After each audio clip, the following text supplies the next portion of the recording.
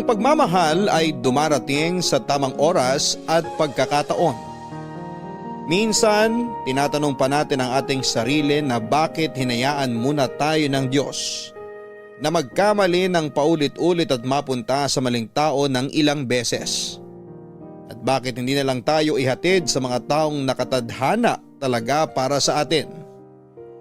Madalas ay makikilala nga natin ang tamang tao para sa atin ngunit nasa mali namang panahon. Magkagayon pa man, nasa atin na lamang kung paano natin itatama ang panahon para sa tamang tao. Katulad na lamang ng kwentong ibabahagi sa atin ngayon ng kabarangay natin na si Allen, na bagamat natagpuan na ang tamang tao ay sinubok naman ng maling pagkakataon. Gusto mo na bang makarelate sa kanya? Alamin natin yan sa mga kwento ng pag-ibig, buhay at pag-asa sa nangungunang Barangay Love Stories. Dear Papa Dudut, magandang araw po sa inyo at sa mga loyal kabarangay na nakikinig ngayon. Itago nyo na lamang po ako sa pangalang Allen. 32 years old at kasalukuyang nakatira sa Kapalonga, Camarines Norte. Kasama ang aking butihing asawa at nag-iisa naming anak. Sumulat ako upang ibahagi ang mga maling nagawa ko sa buhay. Wala namang perpektong tao, ika nga nila. Lahat tayo ay nagkakamali pero nasa atin kung handa tayong itama ang pagkakamaling yon. At para na rin ipabatid sa lahat na kung ano man ang meron tayo o kung sino man ang taong nilaan ng Diyos, para sa atin ay dapat tayong makontento at pahalagahan ang mga yon. Katulad ko na matagal na nangarap na makasumpong ng babaeng totoong magmamahal at magpapahalaga sa akin dahil sa dinami-rami ng babaeng nakarelasyon ko, ay wala isa man sa kanila ang sineryoso ako. Mabait ako kahit sinong taga sa aming lugar ay alam yon. Yung tipong kahit na walang-wala ako ay nagagawa ko pa rin tumulong sa iba. Palabiro din ako at mahusay ako makisama sa mga taong nakapaligid sa akin. Pero napagtanto ko na hindi sapat na mabait at matulungin lamang ako kapag nagmahal na ako at pumasok sa isang relasyon. Hindi ko masasabing nagkukulang ako sa kanila dahil lahat ibinigay ko. Pagmamahal at pag-aalaga. Masipag din ako magtrabaho dahil ayaw kong magugutom sila sa poder ko, lalo pa at ako ang lalaki. At responsibilidad ko ang magiging pamilya ko. Pero kung may tuturing man nga na pagkukulang ang pagiging subsub ko sa trabaho dahil nawawalan ako ng oras sa mga naging girlfriend ko, ay humihingi naman ako ng pasensya. Pilit kong ipinapaintindi sa kanila na hindi kami mabubuhay sa pagmamahalang at kailangan kong kumayod kung sakali man na biyayaan na kami ng anak. Pero sadyang kahit gawin mo ang lahat, ay kung iiwan ka ng isang tao ay iiwan ka talaga niya, Papa Dudut. Sa edad ko nga na 15 noon, Papa Dudut, ay maaga na ako nagbanat ng buto dahil sa hirap ng buhay namin sa probinsya. Na ultimo pag-aaral sa elementarya ay hindi ko na natapos pa.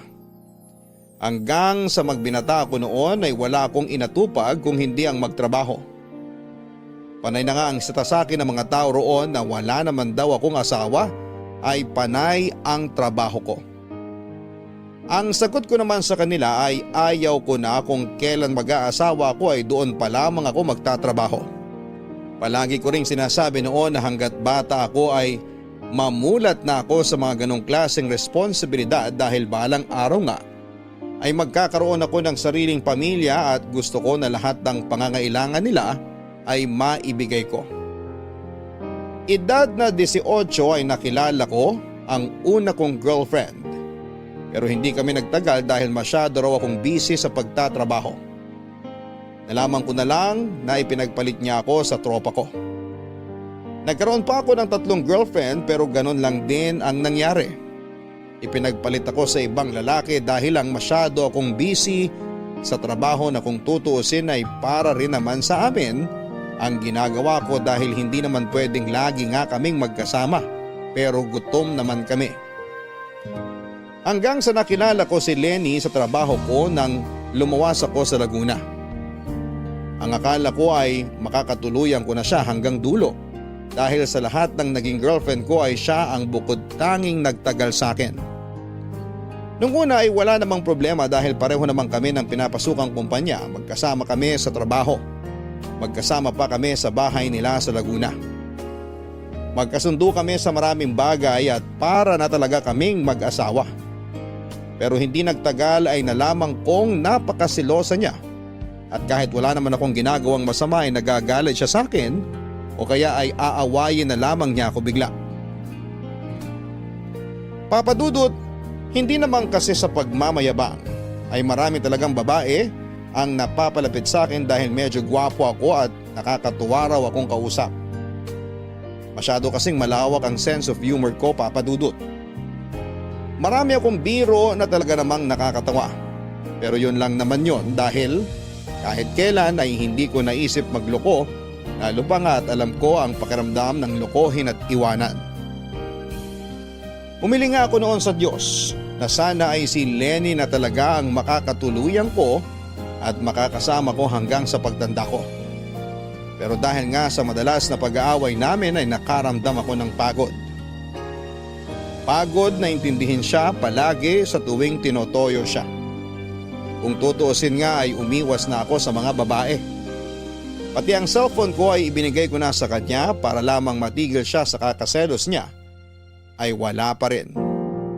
Sa kabila ng ginawa kong yon ay hindi pa rin siya natigil sa pang-aaway sa akin na dumating nga sa point na nasaktan na niya ako ng pisikal.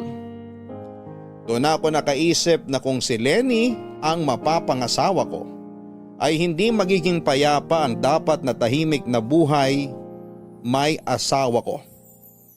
Dahil na rin sa palaging pag-aaway namin ay nawala ang pagmamahal ko sa kanya. At napalitan na lang ng takot dahil kahit kailan ay wala isa man sa mga naging girlfriend ko ay pinagbuhatan ko ng kamay. Doon na nga ako nagpasya na umuwi na lamang sa amin sa Bicol at hindi ako nagpaalam sa kanya. Dahil alam kong hindi niya ako papayagan. Simula noon ay pinutol ko na rin ang anumang ugnayan na meron ako sa kanya. At kailan ko lang napag-isip na sana ay nakipaghiwalay ako ng maayos. Pero naroon na ako at malaya na ako mula sa relasyong puro na lamang away at sakitan. 3 taon ako naging single noon, Papa Dudut. Sinabi ko noon na hindi ako maghahanap ng babae na makakasama ko bagkus ay nagdasal na lamang ako sa Diyos. Nahihintayin ko na lamang ang tamang babaeng ibibigay niya sa akin kahit na sino o ano pa siya ay tatanggapin ko siya ng buong buo. Basta mamahalin at hindi niya ako lolokohin. Sa 3 taon ay yon lang palagi ang dinarasal ko. Hanggang sa makilala ko si Ria, kaibigan siya ng bayaw ko. Napakasarap pakinggan ang boses lalo na ng tawa ni Ria. Masaya din siyang kausap. Ganun muna ang naging sistema namin, Papa Dudut. Tawanan lang muna hanggang sa panaytawag na nga rin ako sa kanya sa Facebook dahil inaabot na kami ng madaling araw sa pag-uusap. Doon ko nga napag-alaman na isa siyang single mom at mas matanda sa akin ng 5 taon. Pero nagtaka ko noon dahil 1 linggo ay hindi siya nag-online sa Facebook. Kaya naman nag-worry ako na baka iniwasan niya ako, pero makalipas nga ang 1 linggo ay muli siyang nagparamdam sa akin. At doon ko nga nalaman na nagkatrangkaso pala siya, Papa Dudut.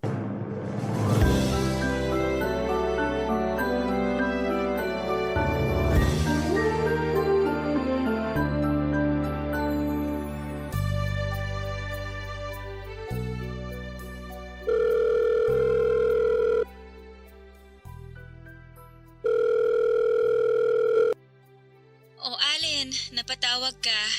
Kumusta na pakiramdam mo? Okay naman ako, medyo pagaling na. Ikaw ba? Ayos na ako. Nakausap na ulit kita eh. Bakit? Namiss mo ba ako? Kung sabihin ko bang oo, pagtatawanan mo ba ako? Hindi, ba't ko naman gagawin yun? Sa lagay, na-miss mo nga ako. Oo. Kung ano-ano ngang naisip ko nung di kita nakitang online sa Facebook eh. Ano naman ang naisip mo? Ayun nga. Naisip ko na baka ayaw mo na akong kausap. Naisip ko rin na baka iniiwasan mo na ako. Ba't ko naman gagawin yun? Tsaka ba't mo naisip yan? Siguro hindi ako magpaparamdam sa'yo o iiwas ako sa'yo kung may kasalanan ka or may nagawa kang hindi ko gusto. Pero wala naman ako natatandaang may nagawa ka sa akin eh. Oo, wala nga akong nagawa sa'yo kaso yun yung pumasok sa isip ko nun eh.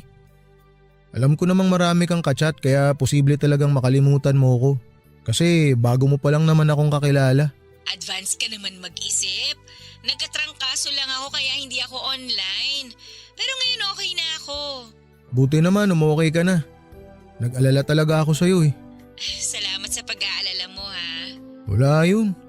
Tsaka sa totoo lang, kinabahan ako nung bigla na lang di kita nakausap. Akala ko bigla ka na lang nagsawa eh. Ang pagkakakilala ko kasi sa mga babae, madaling magsawa. Huwag mo akong kinukumpara sa ibang babae. Hindi ako katulad nila. Pasensya ka na. Halos lahat kasi ng nakilala kong babae, napakabilis magsawa. Ay, ibahin mo ako. Magsasawa siguro ako kung alam kong hindi ka naman interesadong kausap ako. Tsaka, bakit naman ako magsasawa? Ang saya mo ngang kausap. Tapos nakakatawa pa yung mga joke mo. Natutuwa talaga ako sa'yo. Talaga? Oo nga. Ito ka lang laging niloloko eh. Hindi naman. Nasanay lang din kasi ako na parati tayong magkausap eh. Araw-araw, maghapon, magdamag. Kaya sinong di mag-iisip kung yung taong lagi mong kausap biglang mawawala ng isang linggo? Gusto ko talaga mag-Facebook na may trangkaso ako. Kaso sobrang sama talaga ng pakiramdam ko. Sumasakit yung ulo ko kapag nakatutok sa cellphone. Sinong nag-asikaso sa mga anak mo? Ako? Wala naman ibang mag-aasikaso sa kanila kundi ako lang. Ako lang naman kasi naiiwan dito sa bahay. Si mama araw-araw nasa trabaho. Buti kaya mo. Nanay ako, hindi pwedeng hindi ko kayanin no. Kahit may sakit ako, hindi tumitigil ang responsibilidad ko sa kanila. Minsan ba hindi mo naisip na makipagbalikan sa dati mong kinakasama? Hindi. Kahit bigyan ng pagkakataon, hindi na ako babalik sa toxic na relasyon namin. 3 anak mo. Dapat may katuwang ka sa pag-aalaga sa kanila. Kaya ko naman sila alagaan ng mag-isa lang ako. Hindi ko kailangan ng katuwang sa buhay tapos ganun lang din naman ang magiging ugali. Sa una lang magaling tapos pag may problema hindi ko maaasahan. Hindi naman ako ganun. Ang ibig kong sabihin, hindi naman lahat ng lalaki ganun. Meron pa rin namang mga matitino. Tsaka yung kayang panindigan yung responsibilidad hanggang dulo. Wala naman akong sinasabi. Nag-overthink ka na naman eh. Hindi naman ako nag-overthink. Ang sinasabi ko lang, huwag mong isara ang puso mo para sa panibagong pag-ibig. Nagsalita ang 3 years ng single. Oo, 3 years na akong single pero di naman ibig sabihin nun sarado na ang puso ko. Ayoko lang na hanapin ang pag-ibig. Hayaan ko na lang na kusa siyang dumating sa akin. At kapag nangyari yun, kahit sino pa siya o ano pa siya, mamahalin ko siya at tatanggapin ko siya ng buong buo. Swerte pala ng babaeng mamahalin mo. Hindi naman. Baka nga ako ang swerte sa kanya pag nagkataon.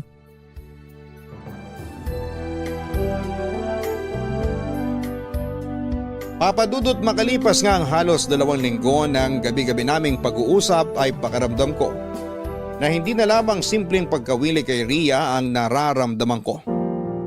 At mas nabigyang linaw ko ang nararamdaman ko para sa kanya nang kinailangan ko magtrabaho noon sa malayong parte ng Bicol sa Panganiban.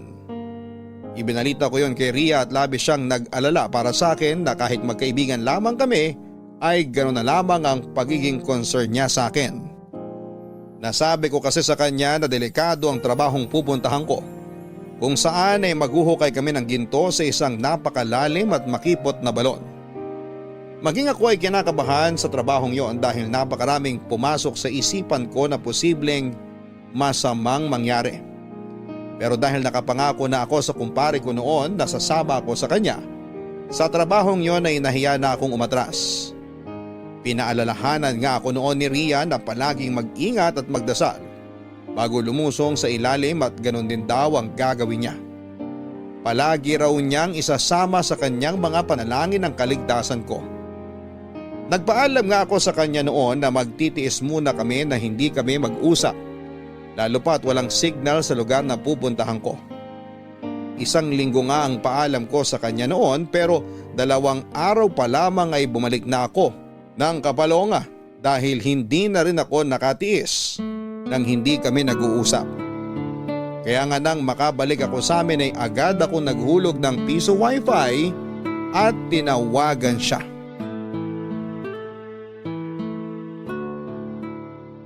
Oh, akala ko kung sinong tumatawag. Ikaw pala. Di ba nasa Panganiban ka? Umuwi na ako. Bakit? May nangyari ba? Kumusta ka naman doon? Nakakainis yung mga kasama ko dun eh. Ako nasa ilalim nagtatrabaho tapos sila aabutan ko natutulog lang. Ay bakit naman ganun? Hindi naman patas yun. Pare-pareho lang naman kayo nagtatrabaho doon, di ba?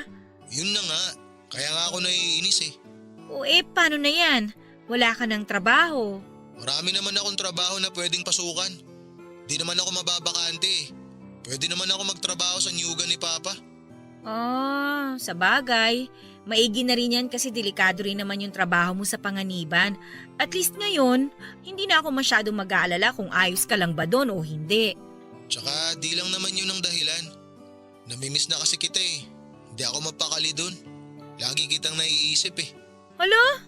Hindi nga. Seryoso ako. Maya't maya talaga naiisip kita. Iniisip ko kung gising ka na ba, nagkape ka na ba, o kaya kumain ka na ba. Iba na yan ha, Allen. Hala ka. Ewan ko nga eh. Hindi ko kaya na masyado tayo matagal na hindi nagkakausap. Kung sa bagay, kahit naman ako, hindi ko rin kaya. Ewan ko rin ba kung bakit? Alam mo ba, bago ako umalis papuntang Panganiban, nung sinabi mo sa akin na wag na lang akong tumuloy dahil delikado, tumaba puso ko nun. Kasi ramdam ko na sobrang nag-aalala ka para sa akin. Kahit na hindi naman tayo magkaano-ano. Hindi ka naman na ibang tao sa akin eh. Kaibigan na ang turing ko sa'yo. Ay, maiba ako. May itatanong pala ako sa'yo. Matagal ko na rin kasing gustong itanong sa'yo ito eh. Ano ba yon? Kung sakali na gusto mong mag-asawa ulit, ano bang hinahanap mo sa isang lalaki? Ba't mo naman naitanong yan? Wala naman. Gusto ko lang malaman. Pero kung ayaw mo namang sabihin, okay lang din. Wala naman akong sinabing ayokong sagutin. Okay lang naman. Napaisip lang ako kung bakit mo naitanong. Curious lang ako. Nabanggit mo kasi sa akin na may mga nanliligaw sa'yo pero wala isa man sa kanila ang nagustuhan mo. Sa totoo lang, wala na talaga akong balak mag-asawa eh. Kasi gusto kong mag-focus sa mga anak ko. Hindi na rin ako bumabata. 35 na ako. Kung sakali nga lang naman, ano bang hinahanap mo sa isang lalaki? Ay nako, di yung simple lang. Gusto ko yung madiskarte at may pangarap sa buhay. Yung mamahalin ako ng buong buo, tsaka hindi ako sasaktan. Tsaka syempre tanggap niya dapat yung mga anak ko. Nasa akin lahat ng katangian na yan. Oh, ba't ka natawa? Ayoko na mas bata sa akin. Ray, bakit ka naman ganyan? Nasa akin naman talaga lahat ng katangian na hinahanap mo eh. Tsaka di naman na ako bata. 30 na ako. Bata pa ba yun sa tingin mo? 5 taon nang tanda ako sa'yo eh. Kaya mas bata ka pa rin sa akin. Ayoko magmukhang sugar mommy ha. Di ka naman ganun katanda. Tsaka edad lang naman yan. Basta ang gusto ko, yung lalaki na mas matanda kaysa sa akin. Papadudot nang sabihin sa akin yon ni Ria ay parang pinanghinaan ako ng loob at nawalan ako ng pag-asa. Hindi ako nakaimik na mga oras na yon kasi nasa akin nga lahat ng katangian na hinahanap niya sa isang lalaki. Pero ang malaking problema naman ay bata ako ng 5 taon sa kanya. Ramdam ko ang diin nang sabihin niyang ayaw niya sa mas bata sa kanya. Pero kung tutuusin nga ay hindi naman ako bata dahil 30 anyos na ako ng panahong yon, habang siya naman ay 35 na. Bala ko na sanang itigil kung ano man ang nararamdaman ko para kay Ria, pero habang tumatagal pa kaming magkausap ay mas lalong lumalalim ang nararamdaman ko para sa kanya. Na hindi na lamang yon simpleng pagkagusto sa kanya. Magkagayon pa man ay hindi na bago ang pakikitungo niya sa akin at nanatili kaming mabuting magkaibigan. Nakahiligan na rin namin ang paglalaro ng online games. At kapag hindi naman kami naglalaro ay magkausap lamang kami lagi sa cellphone. Sa kabila rin ng sinabi niya na ayaw niya na mas bata sa kanya, nanligawan ko pa rin siya ng palihim. Lagi akong nagpapahiwatig at nagjo-joke ng kung ano-ano para lamang mapatawa siya dahil gustong-gusto ko talaga siyang nakikita at naririnig na tumatawa. Lalo na sa tuwing alam kong may mabigat siyang dinadala. Masaya na ako na mapasaya siya sa mga simple at corny kong jokes. Dahil nga palagi kaming magkausap ay alam na alam ko na kung kailan siya talagang masaya at kung kailan siya may iniisip. Bagamat may problema siya ay hindi niya yon pinapahalata. Pero dahil nga lagi ko siyang kausap ay kabisado ko na kung may dinaramdam siya, papadudot. Halos lahat nga ng matatamis na salita ay nasasabi ko kay Ria. Hindi dahil binobola ko siya kundi dahil sa yon talaga ang nararamdaman ko. Sa bawat pag-uusap nga namin ay unti-unti kong naikukwento sa kanya ang tungkol sa buong pagkatao ko.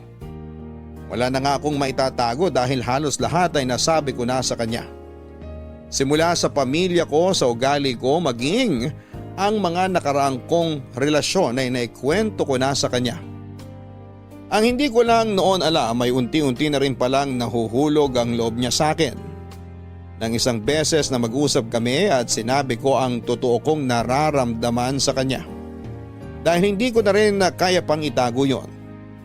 Sa bawat araw na lumilipas na pilit kong tinatago ang nararamdaman ko, ay mas lalo lamang tumitindi ang pagmamahal ko sa kanya.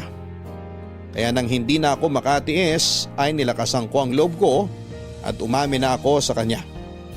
Nung una ay hindi nagsalita pero inamin niya rin na maging siya ay may nararamdaman na para sa akin.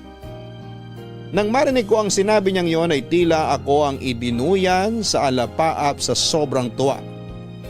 Hindi ako makapaniwala na ang babaeng gustong gusto ko ay may nararamdaman din para sa akin. At dahil hindi nga ako makapaniwala ay nakailang tanong pa ako sa kanya kung tama ba ako ng pagkakarinig o nabibingil lamang ako. Natatawa siya noon na sinabing hindi ako nagkamali ng pandinig dahil totoong gusto niya rin ako. Sobrang saya ko na nabali ko ang isang pamantayan niya sa pagpili ng lalaki. Kaya naman agad akong nagpaalam sa kanya na kung maaari ay ligawan ko siya at agad naman siyang pumayag. Itinuloy ko lang noon papadudot ang mga nasimulan ko at sinigurado ko na mararamdaman niyang lahat ng oras at atensyon ko ay nasa kanya. Walang araw na hindi ko sinasabi sa kanya kung gaano ko siya kagusto. Hanggang sa umabot ng 2 buwan ang panliligaw ko sa kanya dahil buwan ng Mayo mismo ang kaarawan ko ay sinagot niya ako. At hindi ko may paliwanag noon ang sayang nararamdaman ko. Happy birthday, mahal! Thank you, mahal. Grabe. Kababasa ko lang sa message na pinost mo sa wall ko. Di ko may paliwanag yung saya ko. Masaya ka ba talaga? Oo, sobrang saya. Alam mo yung naantig talaga yung puso ko sa message mo sa akin sa post mo? Di ko alam na may tinatago ka palang ganun. Bakit ka naman naantig? Wala lang. Ako kasi lagi yung nagpapakilig sa'yo eh. Ngayon ako naman yung kilig na kilig. Hindi naman ako manhid na tao. Hindi ako showy pero mahal na mahal na mahal na mahal talaga kita. Hindi ko man laging masabi sa'yo kung gaano kita kamahal pero ipinaparamdam ko naman yun sa'yo. Oo, ramdam na ramdam ko nga. Lagi mo akong inaalala tsaka iniintindi. Kahit malayo tayo sa isa't isa, pinaparamdam mo sa akin na nasa malapit ka lang. Lagi ka nag-e-effort kahit na sobrang busy mo sa mga ginagawa mo, lalo na sa mga anak mo. Samantalang ako, Oras at pagmamahal lang sa ngayon ang kaya kong ibigay sa'yo. Sobrang sapat na para sa akin ng mga yon. Kaya wag mong nilalanglang yung oras at pagmamahal na sinasabi mo. Kasi napakasaya ko na sa dalawang bagay na yan. Maraming salamat mahal ha. Pangako, hindi talaga kita sasaktan at lolokohin. Masyado kitang mahal para gawin yun eh. Hindi ko sasayangin lahat ng effort mo para sa akin. Mamahalin kita at aalagaan ko kayo ng mga bata. Sige, panghahawakan ko yung sinabi mo ha. Oo mahal, panghawakan mo. Magtiwala ka lang sa akin. Pero, totoo ba yung nabasa ko dun? Na sinasagot mo na ako? Oo, ayaw mo ba? Anong ayaw? Siyempre, gustong gusto ko. Napakagandang regalo nito sa akin. Ikaw at ang matamis mong oo. Bolero. La, hindi ako bolero. Pero mahal, gusto ko sana na sabihin mo sa akin dito sa tawag na sinasagot mo na talaga ako. Ganon? Oo. Ano? Tayo na ba talaga? Okay, sige na nga. Allen? Oo. Sinasagot na kita. Girlfriend mo na ako. Yun! Grabe talaga yung saya ko ngayon. Salamat mahal. Hindi ka talaga magsisisi na sinagot mo ako. Oo, alam ko. Pero happy birthday ulit, mahal. Ay, happy talaga. Di ko nga maipaliwanag yung saya ko eh. Masaya ako na masaya ka. Mahal na mahal talaga kita, Ria. Ako rin. Mahal na mahal kita. Kahit anong mangyari, hindi magbabago yun. Lalo naman ako.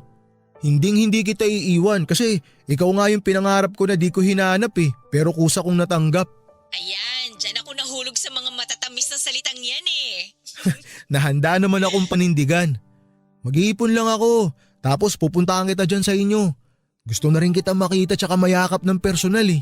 Walang problema. Open kang pumunta dito anytime. Kilala ka naman ng pamilya ko. Gusto ka rin naman nila makilala ng personal. Hayaan mo mahal.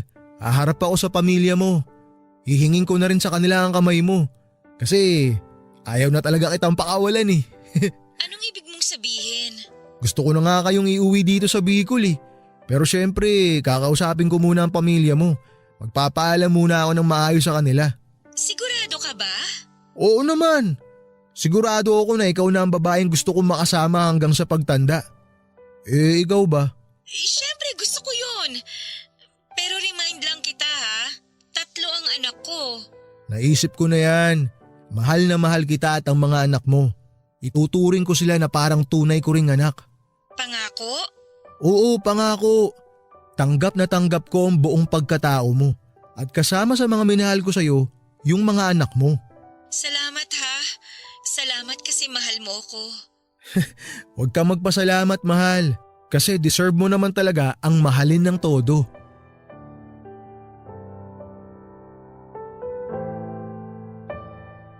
Papadudot naging maayos at payapa ang unang 2 buwan ng pagiging magkasintahan namin. Masaya kami at nagkakaintindihan sa lahat ng bagay. Nagpapasalamat nga ako sa Diyos na ibinigay siya sa akin dahil napakabait niya at maunawain. Yung tipong kahit minsan ay napakahirap kong intindihin ay hindi niya ako sinukuan. Si Ria din yung tipo na maalalahanin at napakalawak ng pangunawa. Kaya nga kung sakaling magkaroon kami ng hindi pagkakaintindihan ay agad namin yung naayos dahil hindi siya yung kagaya ng ibang babae na kapag galit ang partner nila ay sasabayan pa nila. Samantalang si Ria ay malumanay akong kakausapin at tatanungin kung ano ang problema at kung may mga bagay ba akong ayaw. Napakaswerte ko kung tutuusin kay Ria dahil sa lahat ng nakarelasyon ko ay siya lang ang nagpapahalaga at umiintindi sa akin ng ganon. Siya lahat ang nakagagawa ng mga bagay na hinahanap ko sa isang babae. Pero ang akala ko noon at tahimik na relasyon namin ay nagulo ng umeksena ang dating kinakasama ni Ria at nakiusap sa kanya na magkabalikan sila. Sa totoo lang ay natakot ako ng husto dahil alam kong wala akong laban kung sakali. Sinungalang ba ako kumpara sa dati nitong partner? Siyang unang minahal ni Ria bago ako at mas malala pa nga dahil may mga anak silang nag-uugnay sa kanila. Pero nawala lahat ng pag-aalala ko nang ako ang piliin ni Ria at pinatunayan niya sa akin kung gaano niya ako kamahal. Malabo na nga rin daw na bumalik pa siya sa dating partner dahil napaka-toxic daw ng relasyon nila. Walang araw na hindi sila nag-aaway at bukod doon ay nananakit umano ang dati nitong partner kapag nalalasing. Sinabi pa niya sa akin na ako na ang lalaking nagmamay-ari ng puso niya. Lalo ko siyang minahal dahil doon at kasama sa mga minahal ko sa kanya ay ang mga anak niyang itinuring ko na ring para ko ng mga anak. Lumipas pa ang mga maraming buwan ay nanatili kaming matatag sa kabila ng napakaraming balakid sa relasyon namin. Hanggang sa napagpasyahan ko na nga na iuwi na sila sa amin sa Bicol para personal na makilala na siya ng pamilya ko. Wala namang naging problema dahil botong-boto sa kanya ang nanay ko. Ang nanay ko pa nga mismo ang nagsabi noon na ingatan ko si Ria at mahalin dahil alam niya at nakikita niya na tunay ang pagmamahal nito sa akin. Wala raw siyang pakialam sa kung ano ang nakaraan ni Ria dahil ang tanging mahalaga lang daw sa kanya ay ang malamang hindi ako sasaktan at lolokohin ng babaeng napili kong mahalin. Sa pagtira nga namin sa Bicol ay naging masaya kami bilang isang buong pamilya. Pero ang akala kong tahimik na buhay namin ay nagulo sa pagbalik ng ex-girlfriend ko na si Lenny mula sa ibang bansa. Nakiusap siya sa akin noon na magkita kami dahil nasa Bicol daw siya. Para sa isang trabaho at total ay malapit lang yon sa amin ay gusto raw niya na makapag-usap kami kagaya ng dati. Naisip ko naman na magkakakumustahan lamang kami kaya naman agad akong pumunta ng bayan kung nasaan si Lenny at nagtagpo kami sa isang coffee shop doon. Hindi na ako nagabalang magpaalam noon kay Ria dahil alam kong hindi niya magugustuhan. At ayaw ko rin naman na pagmulan yon ng away namin. Allen! Dito! Lenny, kanina ka pa? Di naman, halos kararating ko lang. Upo ka. Salamat. Kailan ka pa nakabalik? Mga 2 weeks na. May mga kailangan lang akong asikasuhin kaya ako nandito. At syempre, gusto rin kitang makita.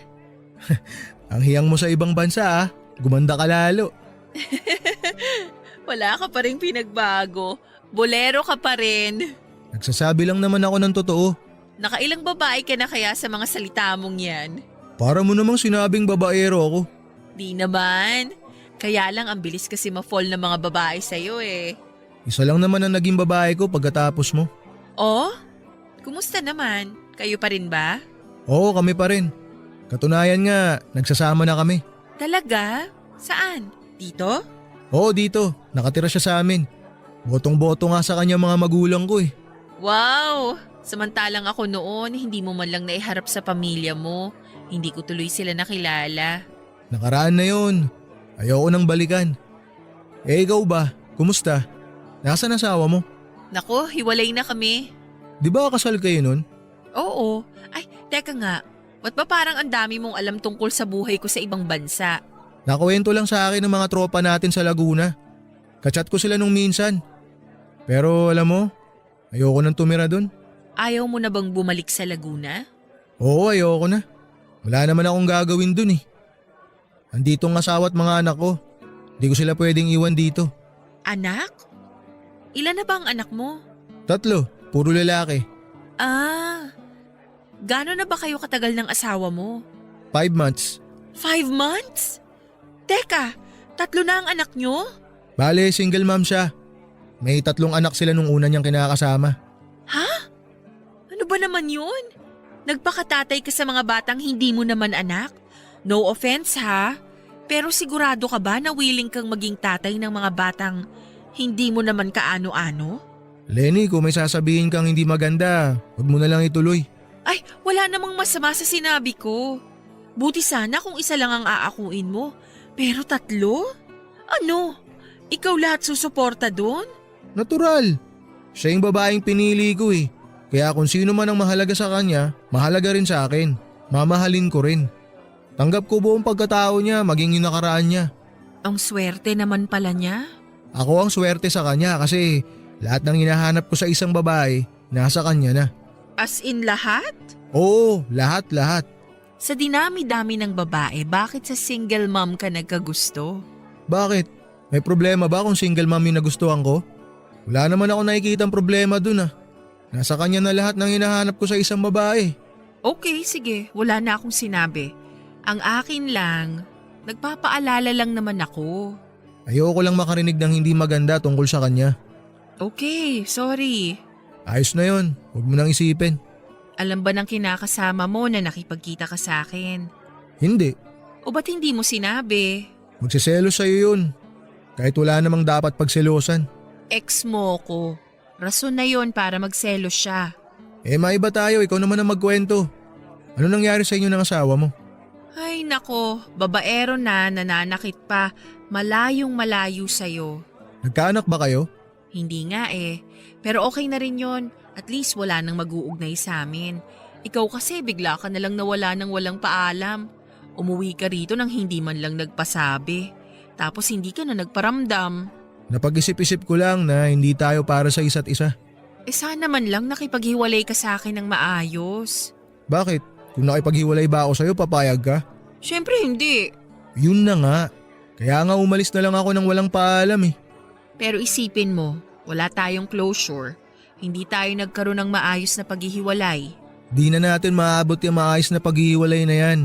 Palagi na lang tayo nag-aaway nun eh. Sa tingin mo ba magiging payapa pa pagsasama natin? Nagbago na ako, Allen. Hindi na ako yung dating Lenny. Wala na ako nararamdaman para sa'yo. Mahal na mahal ko na si Ria. Kahit katiting, wala na. Kasi ako meron pa eh. Wala na talaga. Kilala mo ako. Oo na. Once nawalan ka ng feelings sa isang tao, hindi na yun maibabalik. Pero kahit friends ba, hindi na pwede? Magagalit si Ria kapag nalaman niya na ipagkaibigan pa ako sa'yo. Eh di wag mong ipaalam. Di naman pwedeng lahat kailangan siyang magdesisyon. Bahala na. Ayan, friends na tayo ulit ha.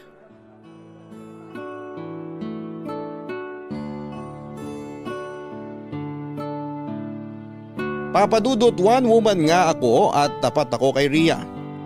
Pero hindi ko magawang ikwento sa kanya ang tungkol sa pagkakaroon namin ulit ng koneksyon ng ex kong si Lenny.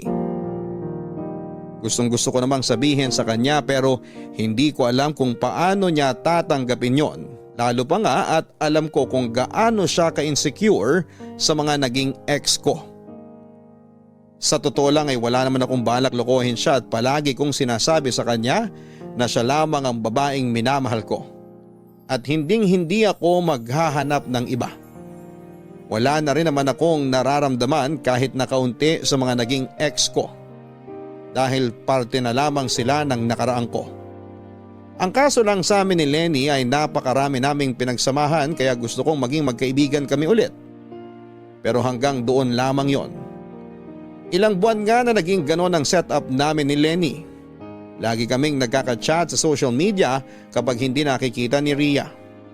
Wala namang kaming ginagawang masama ni Lenny pero ayaw ko na magalit sa akin si Ria kapag nalaman niyang nakikipag-usap pa ako rito. Wala namang kaso sa akin na maging magkaibigan kami ulit ni Lenny dahil bago ko pa man siya maging girlfriend noon ay naging matalik muna kaming magkaibigan. Pero kagaya nga ng sinabi ko na kapag nawalan na ako ng pagmamahal sa isang tao ay hindi na yon maibabalik. Kaya namang kampante ako na maging magkaibigan kami ni Lenny. Dahil alam ko sa sarili ko na hindi na babalik ang pagmamahal ko sa kanya. At si Ria na talaga ang babaeng gusto kong makasama habang buhay. Naghahanap lang talaga ako ng tiyempo kung paano sasabihin sa kanya nang hindi siya magagalit ng husto. Nagpatuloy nga ang lihim na pagkakaibigan namin noon ni Lenny. Palagi kaming magka-chat at nagkwekwentuhan ng kung ano-ano lamang. Madalas naman ay binubuksan niya ang topic sa ginawa kong pag-iwan sa kanya at ang mga nakaraan namin bilang magkasintahan. Tinatawanan ko na lamang ang mga yon dahil parte na lamang yon ang nakaraan namin, pero para sa kanya ay hindi naman daw talaga kami naghiwalay. Nawala naman daw kaming closure, pero nilinaw ko sa kanya na tapos na ang anumang meron sa amin noon. At humingi din ako ng pasensya sa ginawa kong pag-iwan sa kanya nang walang paalam. Napatawad naman raw niya ako at tanggap niya na hindi talaga kami ang para sa isa't isa. Ang akala ko pa noon ay maayos na ang lahat dahil kahit kailan ay hindi naghinala sa akin si Rhea. Ni minsan ay hindi ito nakialam sa mga personal account ko. Hindi katulad ng mga naging ex-girlfriend ko. Pero sadyang napakalakas ng pakiramdam ng isang babae at napatunayan ko yon nang isang araw ay kumprontahin ako ni Rhea at nagsimulang magtanong ng kung ano-anong may kinalaman sa mga ex ko.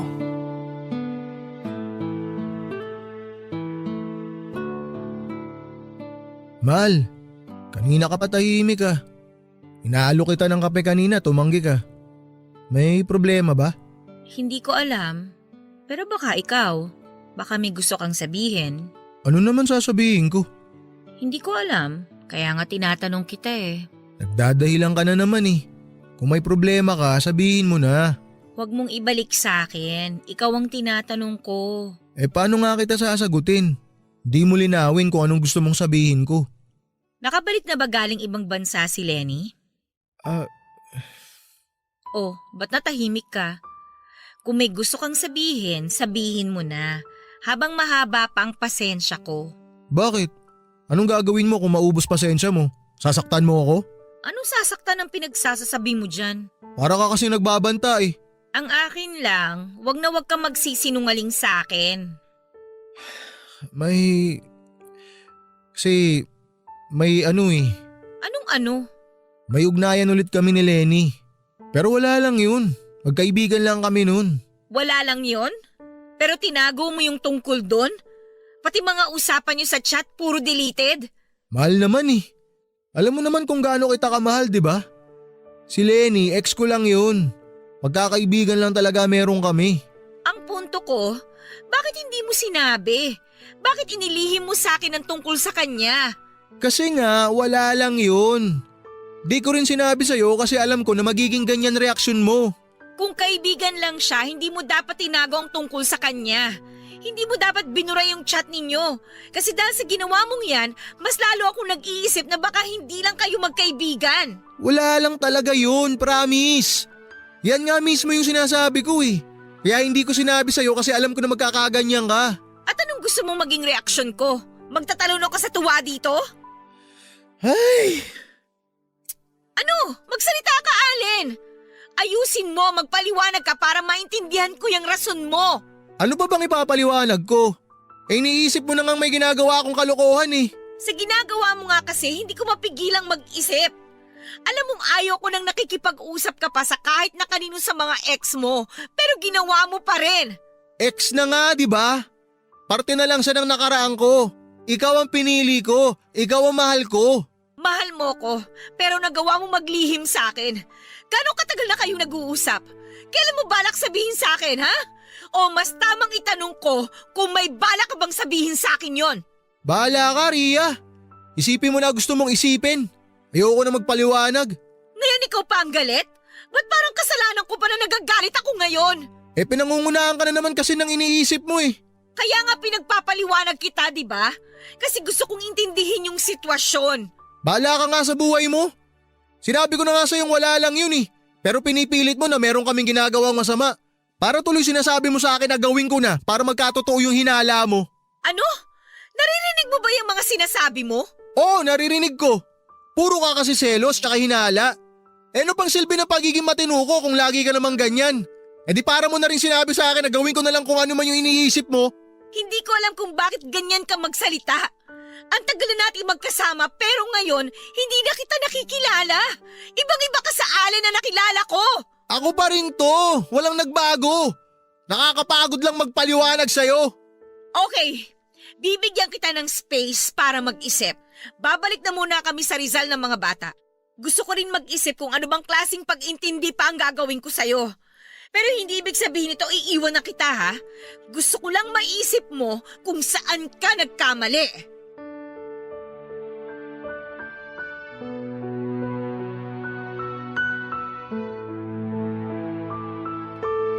Papadudot sarado ang utak ko noon dahil sa mga sinabi ni Ria, kaya naman nang magpasya siyang umuwi ng Maynila kasama ang mga bata ay hindi ako tumutol.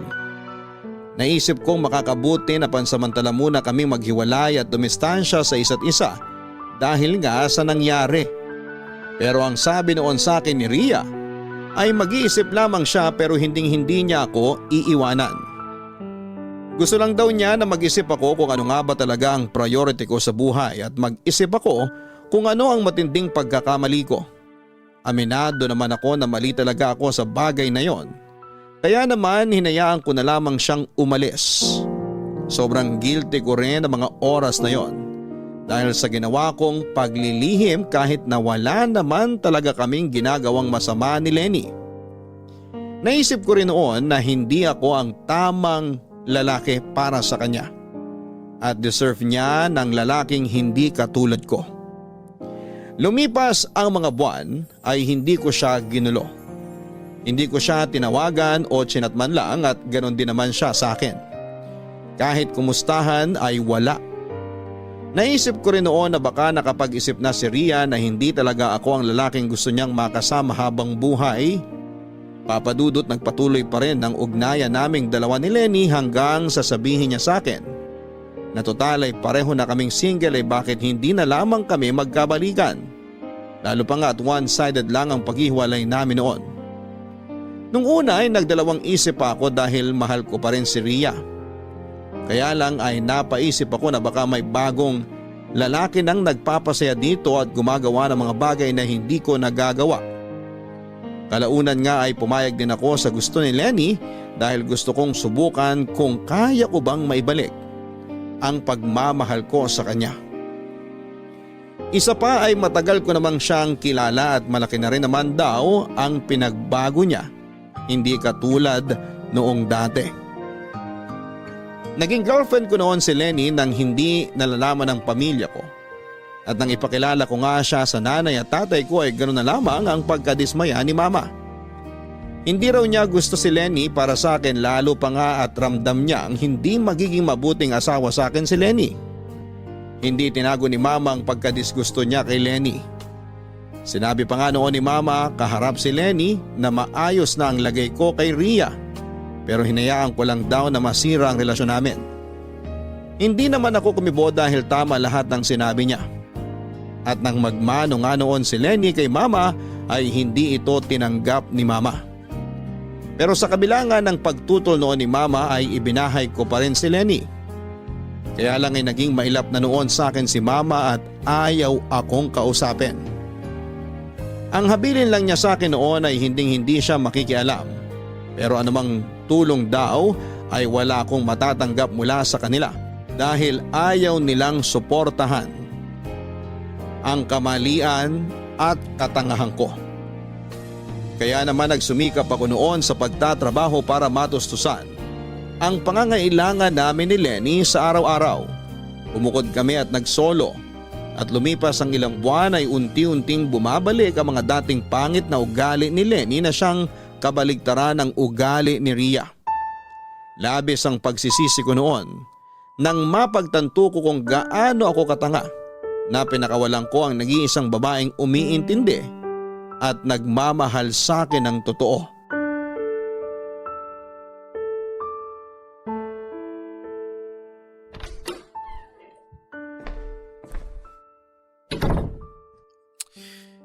Lenny, Andiyan ka na pala, babe. kanina ka pa yata nakatutok dyan sa cellphone mo ah. May pinapanood lang akong drama. Alam mo ba kung anong oras na? Ha? Oh my gosh! Sorry, hindi ko napansin yung oras. Alam mo namang umuwi ako pag tanghali, di ba? Pagod na pagod ako sa trabaho tapos gutom na gutom rin ako. Tas ganito yung ko? Ang dumi ng sala? Dadalawa na nga lang tayo dito sa bahay, di mo pa maasikaso yung mga dapat asikasuin. Sorry na nga eh. Magluluto lang ako. Wag na, bibili na lang ako ng tinapay sa tindahan. Magluluto na nga ako, 'di ba? Bakit nagagalit ka pa? Eh anong gusto mong maramdaman ko? Hoy, Allen. Hindi ako sumama sa'yo para gawin mong katulong. Kung bakit ba naman kasi hindi ka pa bumili ng kalan at LPG para hindi ko na kailangan magpaningas ng kahoy para lang makapagluto. Alam mong hirap na hirap ako magluto sa kahoy eh. Kung nahihirapan ka na, edi umalis ka. Yan ang hirap sa'yo eh. Kapag may problema, konting away, hiwalay agad ang nasa isip mo. Hindi mo man lang sikaping ayusin. Ako lang ba? Eh ikaw nga eh. Wala ka ring pinagbago. Tamad ka na nga, reklamador ka pa.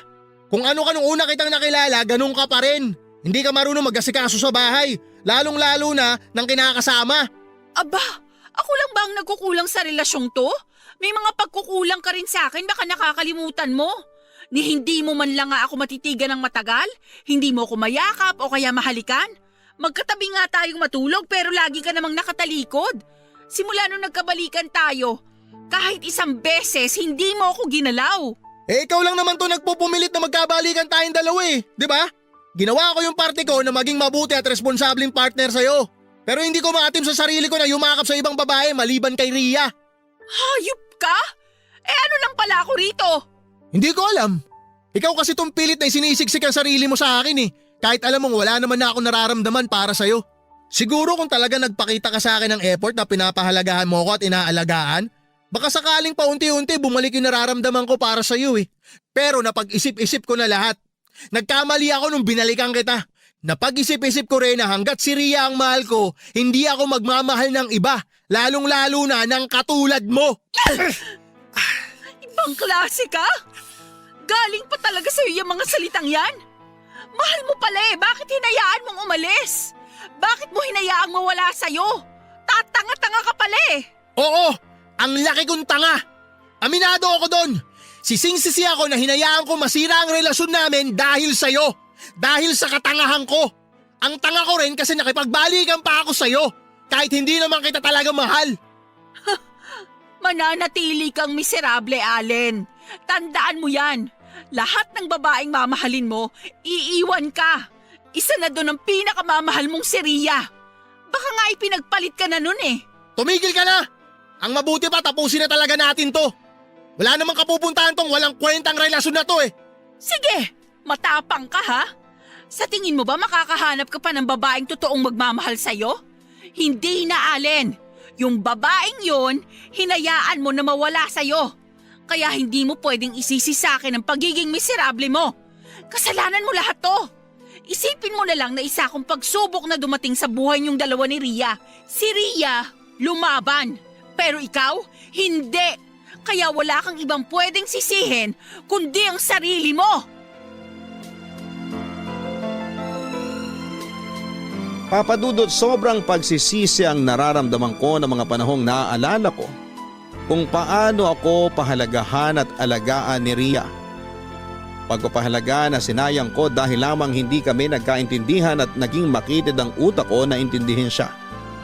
Sinayang ko ang pagmamahal na ibinigay niya sa akin sa kabila ng mga panahong hirap na hirap siyang intindihin ako, pero pinili niya pa ring manatili sa akin. Doon ko nga rin na-realize kung gaano ko siya kamahal. Dahil kahit na nagsasama kami sa isang bubong ni Lenny ay hindi na bumalik ang nararamdaman ko para sa kanya. At hindi ko magawang yakapin o hagkan man lamang siya. Dahil sa tuwing susubukan ko ay mukha ni Ria na malambing na nakangiti sa akin ang nakikita ko. Nasermonan pa nga ako noon ni Mama dahil kung kailan wala na raw sa akin si Ria ay doon ko lang hahanapin. Sa totoo lang ay walang sandali na hindi ko siya naaalala at napagtanto ko kung gaano kalaki ang puwang na iniwan niya sa puso ko. Pero kapag naiisip ko na baka nakahanap na siya ng kapalit ko, ay nagiging makitid ang utak ko. Pero desidido ako noon na makita at makausap siya para lamang sa ikakatahimik ko kung talaga bang may iba nang nagmamay-ari ng puso niya. Dahil kung wala ay gusto kong ayusin ang nasira naming relasyon at pinangako ko na babawi ako. Ang sabi pa nga noon ni Mama ay susuportahan niya ako sa gagawin ko at huwag na huwag raw akong babalik sa Bicol nang hindi kasama si Ria at ang mga bata. Nang sabihin ngayon ni Mama ay wala akong inaksayang oras at agad akong lumuwas papunta ng Rizal para sadyain si Ria. Pero nang makarating ako sa kanila ay ang desmayadong mukha ng kanyang mama ang nabungaran ko. Bakas pa sa mukha ang gulat nito nang makita ako at tinanong ako kung ano ang ginagawa ko ron. Hindi na nga ako nagpatumpik-tumpik pa at sinabi ko kaagad ang pakay ko. Doon ko nga napag-alaman na matagal nang wala sa kanyang poder ang anak dahil may sarili na itong tinutuluyan. Papadudot kinapalang ko na ang mukha ko at nakiusap na kung maaari ay malaman ko kung saan ito nakatira at laking gulat ko nang pumayag kaagad siya. Papadudot sinamahan nga ako ng mama ni Ria sa bago nitong tinitirhan. At nang makarating kami sa bahay nito ay hindi ko napigilang mamangha. Kahit sa malit lamang yon ay napakaganda naman at napakalinis. Bungalow type ang bahay at may maliit na garden na sakto sa isang pamilya. Hindi ko lubos maisip na sa maiksing panahon ay guminhawa ng ganon ang buhay ni Ria. Alam kong may maayos siyang trabaho at madiskarte sa buhay pero hindi ko pa rin maiwasang bumilib sa kanya. Nakakalungkot mang isipin na umasenso siya nang hindi ako ang kasama niya. Ay masaya ako sa naging asenso niya. Abala ko noon ay galang paningin sa paligid nang mahagip ko ang figura ng babaeng kay tagal kong kinasabikan. Nakatayo siya noon sa pinto at nagtatakang nakatingin sa akin. Hindi ko mapigilang humanga sa kanyang itsura dahil ang nooy payat na si Ria ay nagkaroon na ng laman kaya naman mas lalo itong sumeksi at gumanda. Halatang alagang-alaga ito at hindi ko mapigilang masaktan. Sa naisip ko dahil pinangako ko sa kanya noon na aalagaan ko siya at ibabalik sa dati ang malusog niyang pangangatawan. Pero ibang tao ang gumawa noon para sa kanya. Bagamat nagulat siya sa presensya ko ay agad niya kaming in-invite na pumasok sa kanyang bahay pero ang kanyang mama ay nagpaalam na aalis at merong pang trabaho. Nagbilin pa ito sa amin na mag-usap kami ng maayos at ayusin ang dapat na ayusin. Nagpakiramdaman kami noon sa sala ng kanyang bahay at kapwa kami tahimik pero ako na ang bumasag ng katahimikan.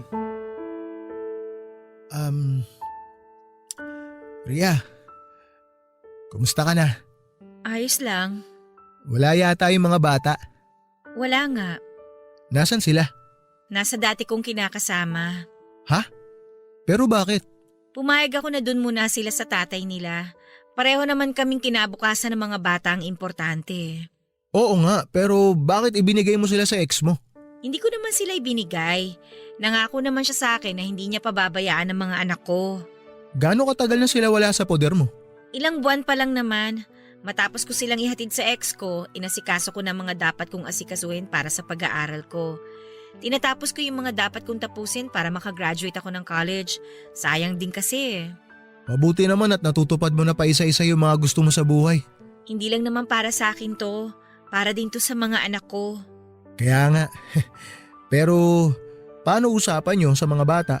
Pag wala akong pasok, dinadalaw ko sila. Hindi ko sila mahiram kasi 2 araw lang naman akong walang pasok eh. Sinong kasama mo rito sa bahay? Wala, ako lang. Maiba nga pala ako. Kumusta kayo ni Lenny? Bale… Okay lang kung ayaw mong sabihin. Natanong ko lang naman. Hindi, ayos lang. Bigla lang ako nahiya. Wala na kami ni Lenny. Sobrang sising-sising ako sa nagawa ko eh. Nagsisisi ako na hinayaan kitang umalis nung araw na yun. Hindi kita pinigilan. Pero naging kayo ni Lenny. Ibinahay mo pang araw eh. Oo, naging kami. Tsaka tama ka, nagsama rin kami. Kasi akala ko kayang burahin ni Lenny yung nararamdaman ko para sa'yo eh. Pero nagkamali ako. Ganun ka kagalit sa akin para hilingin na mawala yung nararamdaman mo para sa akin? Hindi, Ria. Naisip ko kasi noon na wala na akong mukhang iaharap sa'yo pagkatapos ng ginawa ko.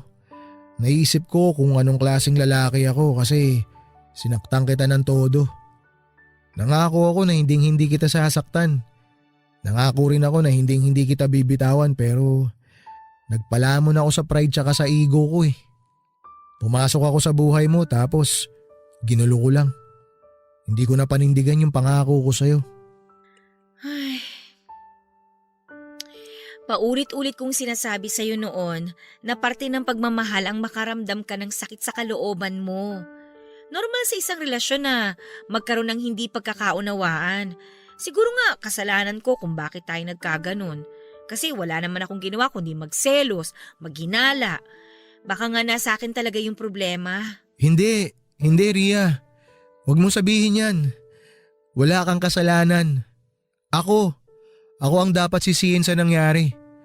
Pinairal ko kasi yung katangahan ko kaya tayo umabot sa ganito. Ako yung problema. Siguro tama nga yung sinabi ng mga ex ko na ako lagi ang may problema kasi ang hirap kong intindihin. Kailan ko ba'y pinaramdam sa'yo na mahirap kang intindihin? Sige, sabihin na nating mahirap kang ang intindihin. Sinukuan ba kita? Umalis lang ako nung araw na yon kasi pakiramdam ko nagsasawa ka na sa relasyon natin Naisip ko na kaya ka nakipag-ugnayan ulit kay Lenny kasi sawa ka na. Hindi Ria. Sorry kung may mga nasabi ako pero maniwala ka man o sa hindi. Wala talaga ako nararamdaman ni katiting para kay Lenny. Sobrang tanga ko lang talaga. Kasi hinayaan kong mangyari yun. Ewan ko ba? Hinayaan kong maramdaman mo na hindi ka sapat para sa akin. Kaya Ria, sobrang humihingi ako ng tawad sa mga nagawa ko. Sising-sisi talaga ako. Halos itakwil nga ako ni Mama nung malaman niya na hiniwalayan kita. Nung malaman niya lahat ng mga ginawa ko sa'yo. Wala kang kasalanan. Ako talaga yung may problema. Tapos na yon, napatawad na kita. Hindi mo man lang ba ako susumbatan? Hindi ka man lang ba magagalit sa akin? Napatawad na nga kita, di ba? Tsaka kung magagalit ako sa'yo o susumbatan kita, may babalik ba nun o mabubura ba nun yung nangyari? Di ba hindi naman? Gusto ko lang ng peace of mind. At magagawa ko lang yun kapag inalis ko yung galit at hinanakit ko sa puso ko. Hindi ko alam kung anong katangahan ang sumapi sa akin para gawin ko sa iyo yun, Ria. Patawarin mo ako. Sobra-sobra yung pag-iintindi na ginagawa mo para sa akin. Kasi yun naman talagang dapat kong gawin Pag mahal mo nga ang isang tao, iintindihin mo siya palagi. Pero nandun pa rin yung pagpapaintindi mo sa kanya kung may pagkakamali man siya. Give and take lang lagi sa isang relasyon, Allen. Tandaan mo yan. Hindi mag-work ang isang relasyon kung hindi dalawa ang magpapatakbo. Ria, alam ko na iisipin mo na sobrang kapal ng mukha ko kapag tinanong ko pa to sa'yo. Pero gusto ko lang malaman kung may mahal ka na bang iba? Nakafocus ako sa pag-aaral ko at sa trabaho ko. Sa tingin mo may panahon pa ako para dyan? Yun pa rin ba ang trabaho mo? Oo, doon pa rin. Regular na ako tsaka may kontrata na rin ako for 4 years. Congrats! Masaya ako para sa'yo. Buti may sarili ka na ring bahay. Oo. Matagal ko nang pinag-iipunan to. Nagpursigi talaga ako na magtrabaho hanggang sa nakumpleto ko na lahat ng kailangan para makapag-loan ako, para may patayo ko tong bahay. Masayang masaya talaga ako para sa'yo. Salamat. Ikaw ba? Kumusta ka sa Bicol? Sa Batangas ako ngayon. Bumalik ako sa pagpapahinante. Wow, mabuti naman kung ganon. At least mas makakatulong ka sa pamilya mo. Oo. Tsaka gusto ko rin na bumawi sa tao na hanggang ngayon mahal na mahal ko pa rin. Kung bibigyan ako ng pagkakataon. Kung gusto mong bumawi, gawin mo. Hindi yung puro salita.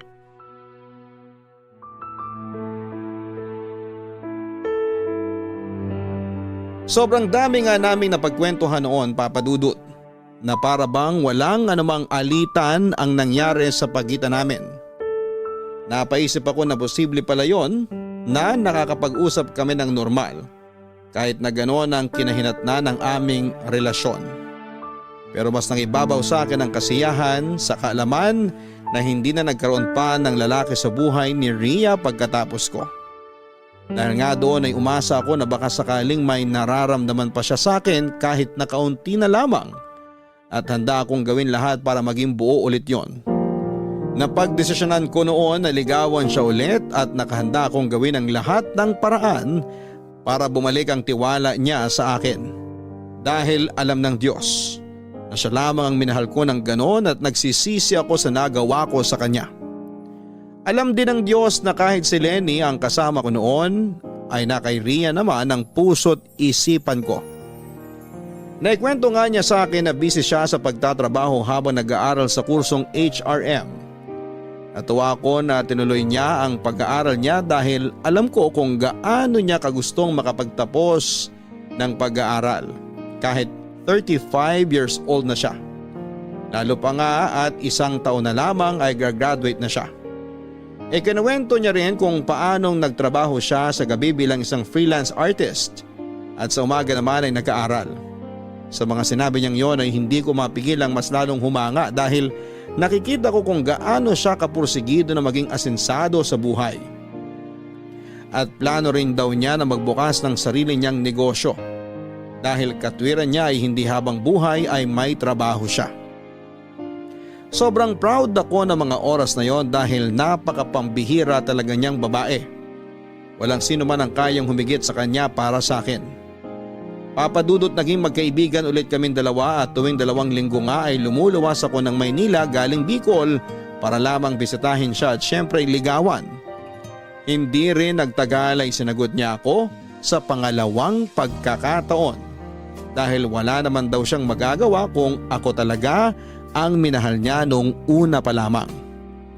Sa kabila ng kagustuhan naming magsama ay hindi muna namin ginawa yon dahil may mga trabaho akong naiwan sa probinsya namin na kailangan kong tapusin. Isa pa ay ayaw ko na si Ria lamang ang nagtatrabaho. Gusto ko na kahit malit lang ang sahod ko ay may pagmamalaki niya ako bilang responsableng lalaki na anumang oras ay handang lumagay sa tahimik na buhay may asawa. Kahit na LDR nga kami noon ay kinaya namin. Lahat ng paraan ay ginawa namin para hindi namin maramdaman na malayo kami sa isa't isa. Palagi kong sinisigurado na kahit gaano ako kabala sa trabaho ay naglalaan pa rin ako ng oras para sa kanya. Dahil ayaw kong isipin niya na hindi ako seryoso sa pakikipagbalikan sa kanya. Kapag may sumusobra naman akong sahod sa pagpapahinante ko ay nagpapadala ako sa kanya ng pera para kahit papaano ay makatulong sa pag-aaral niya. Nung unay ayaw niyang tumanggap ng tulong mula sa akin pero nagpumilit ako. Hanggang sa dumating nga ang araw ng kanyang graduation. At pinilit ko talagang lumuwas dahil gusto ko na makita siyang sumampa ng entablado at tanggapin ang kanyang diploma. Nang masaksihan ko yon ay halo-halo ang aking emosyon. Masaya ako na sobrang proud sa babaeng mahal na mahal ko. Sobra-sobrang pagmamalaki ko na siya ang babaeng minahal ko at ako naman ang lalaking minahal niya.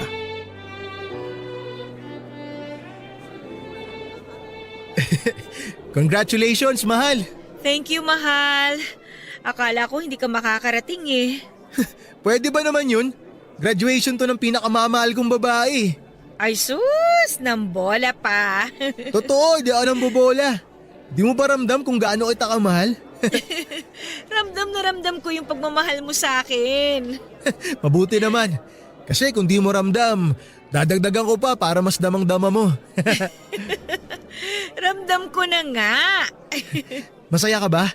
Syempre naman. Masayang masaya ako. Kasi natupad ko na yung pangarap ko na makapagtapos ng pag-aaral kahit sobrang late na. Pero congratulations ulit ha. Sobrang proud na proud ako sa'yo, mahal. Natutupad mo na lahat ng pangarap mo. Salamat, mahal ha. Hindi ko naman magagawa to kung hindi mo rin ako sinuportahan eh. Mahal, sabi ko naman sa'yo eh. Ang katuparan ng pangarap mo, katuparan din ang sa akin. Masayang masaya ako sa lahat ng mga naabot mo sa buhay. Kaya nga sobrang thankful ako sa suporta mo. Hayaan mo at pangarap mo naman ang tutuparin natin. Alam mo ba kung ano pangarap ko? Oo, isang simple, masaya at buong pamilya. Tama. Yun lang naman ang gusto ko eh. Masaya na ako dun. Tutuparin natin yan. Kayang-kaya kitang bigyan ng simple at buong pamilya. Pagtutulungan natin yun, mahal. Ipinapangako ko na bubusugin ko kayo sa pagmamahal at pag-aaruga. Mas magsisikap ako para mabigyan kayo ng maayos na buhay. Sana nga, mahal. Ayoko na rin kasing maghanap pa ng iba eh.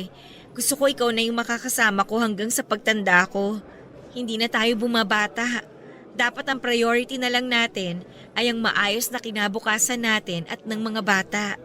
Hayaan mo, hindi ko na talaga uulitin yung pagkakamali ko noon. Dapat lang, kasi pag inulit mo pa yon, hindi na talaga kita tatanggapin.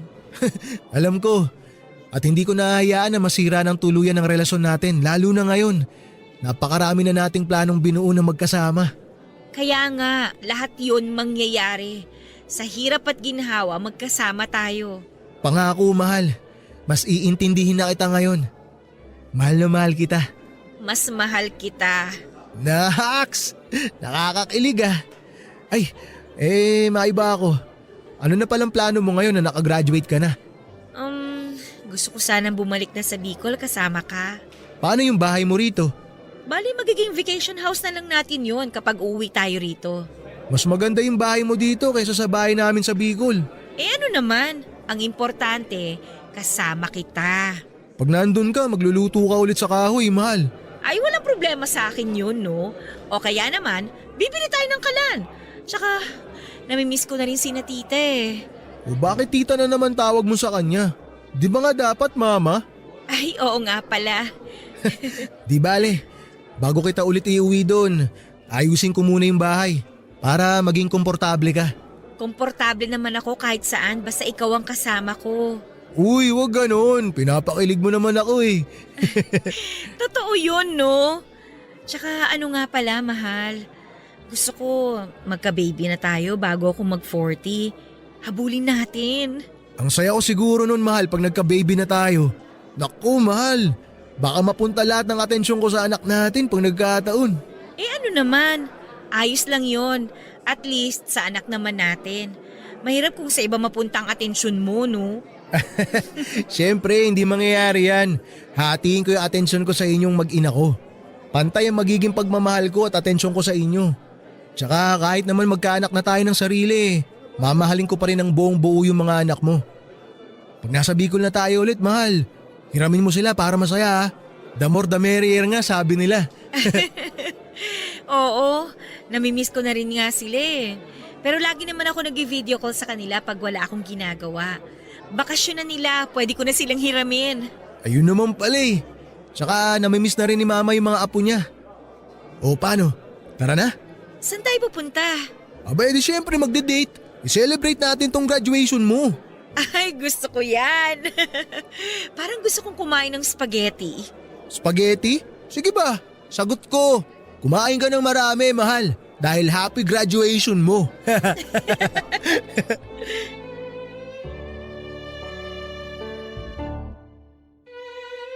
Papadudot, katulad nga ng aming plano ay nagsama kaming dalawa sa bahay niya ng mga ilang buwan.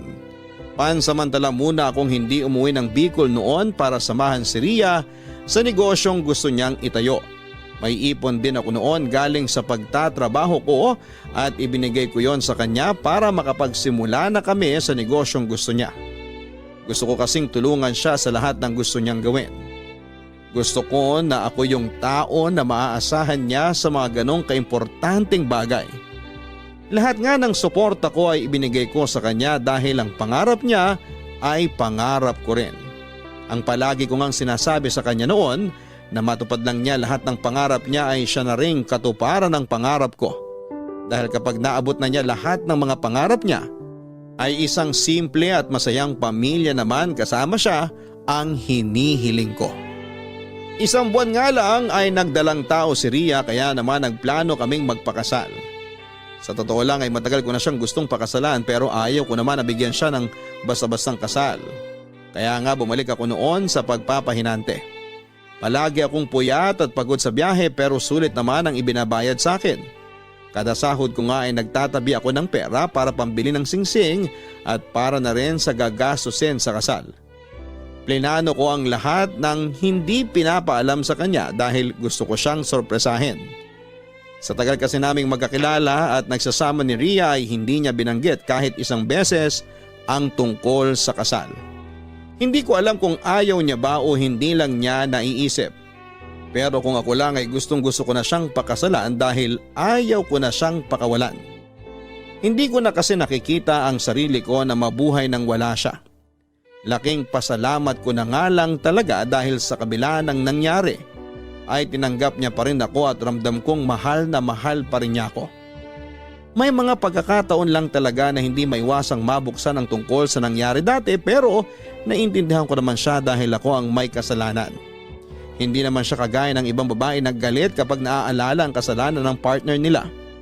Nagpapaalala lamang siya na huwag ko nang uulitin dahil kahit kailan nga raw ay wala siyang itinatago sa akin. At nangako naman ako na hindi na uulitin ang pagkakamaling naging sanhi ng muntik naming paghihiwalay at pagkakawalay. Di kalaunan nga ay binayaan kami ng isang napakagandang sanggol na babae. Papadudot, yun na ang masasabi kong pinakamasayang araw ng buhay ko nang masilayan ko ang aking munting anghel. Napatanong ako kung ano nga bang napakagandang bagay ang nagawa ko para biyayaan ako ng isang napakabuting partner at ng isang munting anghel. Simula nga noon, papadudot, ay nangako ako sa aking sarili na kahit na anong mangyari ay bubusugin ko sa pagmamahal at pag-aaruga ang pamilyang binuo ko. Hindi nga rin nagtagal ay nagpakasal kami sa huwes at hanggang ngayon ay masaya at nananatiling matatag ang aming pagsasama. Na kahit maraming balakid ay natagpuan namin ang isa't isa na nasa tamang panahon na. Marami mang panahon ang nasayang, mga luhang nawala na hindi mabilang. Sa pagpapahinga ay maraming napagtanto na may tamang panahon kung tama at karapat dapat ang tao na iyong hinihiling. At dito na nga nagtatapos ang aking kwento na sana'y magsilbing leksyon sa mga lalaking may kapareho kong karanasan. Maraming salamat po Papa Dudut, sakali man na isa itong sulat ko sa mapalad na mapili ninyong basahin sa araw na ito sa Barangay Love Stories. More power sa inyong programa. Ang inyong forever kapuso at kabarangay, Allen. Maraming salamat Allen sa pagbabahagi mo ng iyong kwento ng pag-ibig. Totoo nga naman ang kasabihan na may tamang tao na darating sa atin pero madalas ay sa maling pagkakataon. O di kaya ay pareho kayong nasa maling panahon at kailangan nyo lamang ng sapat na oras upang maging tama yon. Ang mahalaga lamang ay alam ninyo sa inyong mga sarili na kung darating man, ang tamang panahon na yon ay dapat na itong pangalagaan at huwag hayaang masayang. Hanggang sa muli mga kapuso, ako po si Papa Dudut sa mga kwento ng pag-ibig, buhay at pag-asa sa Barangay Love Stories number 1. Sabay-sabay nating pakinggan ang iyong kwento ng pag-ibig, buhay at pag-asa. Ipadala lang sa barangaylovestories@yahoo.com. Nagustuhan ng iyong napakinggan? Ituloy yan via live stream sa www.gmanetwork.com/radio.